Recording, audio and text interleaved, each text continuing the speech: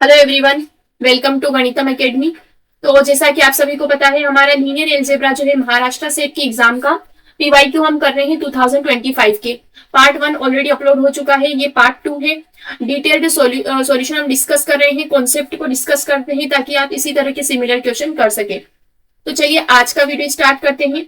आज का हमारा क्वेश्चन है क्वेश्चन नंबर 12। ओके, आप ऑफिशियल पेपर में भी देख सकते हैं। देखिए, हमें दिया है लेट टी R3 से R स्क्वायर। ठीक है, R3 से R स्क्वायर एक लीनियर मैप दिया है। और किस तरीके से दिया है लीनियर मैप कि T100 को इस पर मैप करता है, 010 की मैपिंग यहाँ करता है और 011 की मैपिंग यहाँ पर करता है।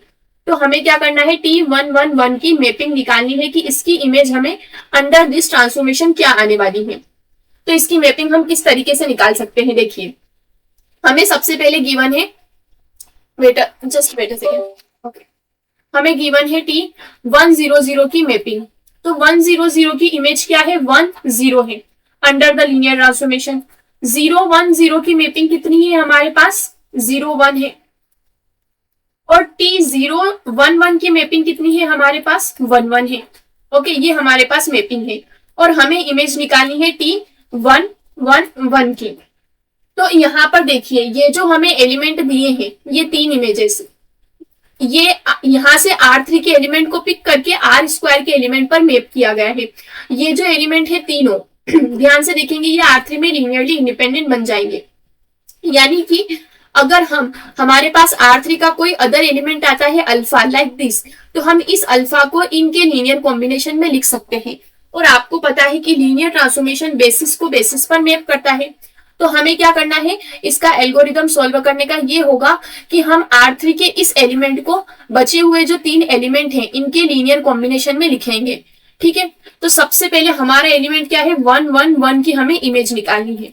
और हमारे पास लीनियर कॉम्बिनेशन में लिखने के लिए क्या है, लीनियर कॉम्बिनेशन में लिखने के लिए एक है हमारे पास 100 प्लस करके मैं थोड़ी स्पेस छोड़ देती हूँ ताकि मैं वहां पर जो कोऑर्डिनेट्स रहेंगे, आई मीन जो स्केलर रहेंगे, उनको लिख पाएंगे।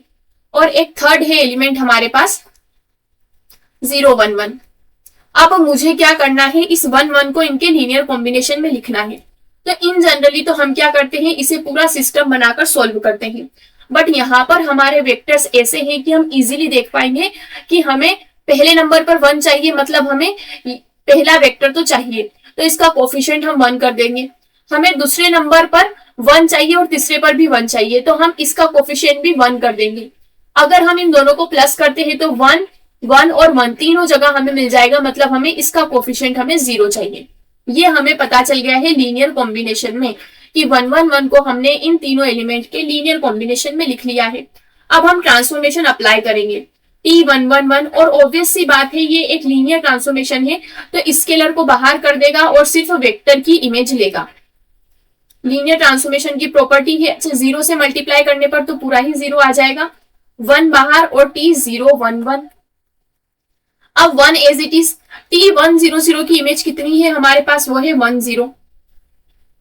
साथ ही साथ 0 को अब नहीं लिखेंगे, T है ये, T011 यानी लास्ट वाले वेक्टर की इमेज हमारे पास कितनी है, 11 है, 11 है। तो अब इसको हम सॉल्व कर लेंगे। ये हमारे पास हो जाएगा 10 प्लस 11, जो कि हमारा बन जाएगा 2,1। यानी अंडर दिस ट्रांसफॉर्मेशन इस वेक्टर 111 की इमेज कितनी आने वाली है, 2,1 आने वाली है।